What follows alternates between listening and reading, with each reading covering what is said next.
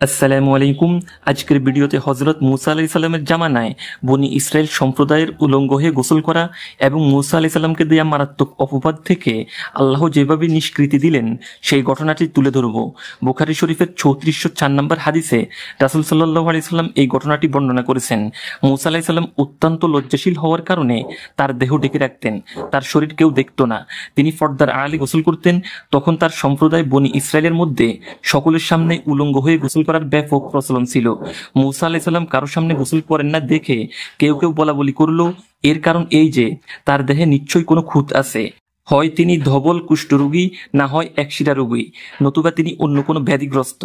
আল্লাহ তাআলা এই ধরনের খুঁত থেকে মুসা আলাইহিস সালামের নির্দোষিতা প্রকাশ করার ইচ্ছা করলেন। একদিন মুসা আলাইহিস সালাম নির্জনে গোসল করার জন্য কাপড় খুলে এক খণ্ড পাথরের উপর তা রেখে দিলেন। গোসল শেষে যখন তিনি হাত বাড়িয়ে কাপড় নিতে চাইলেন, তখন পাথরখণ্ডটি আল্লাহর আদেশে নড়ে উঠল এবং তার কাপড় সহ দৌড়াতে থাকলো।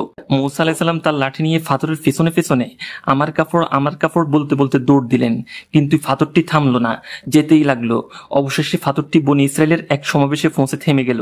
তখন সেসব লোক মুসা আলাইহিস সালামকে উলঙ্গ অবস্থায় দেখে নিল এবং তার দেহ নিখুঁত ও সুস্থ অবস্থায় দেখতে পেল। এতে তাদের বর্ণিত খুঁত বিদ্যমান ছিল না। এইভাবে আল্লাহ তাআলা মুসা আলাইহিস সালামের নির্দোষিতা সকলের সামনে প্রকাশ করে দিলেন।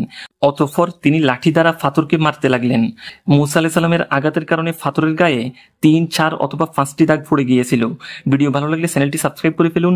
আল্লাহ হাফেজ।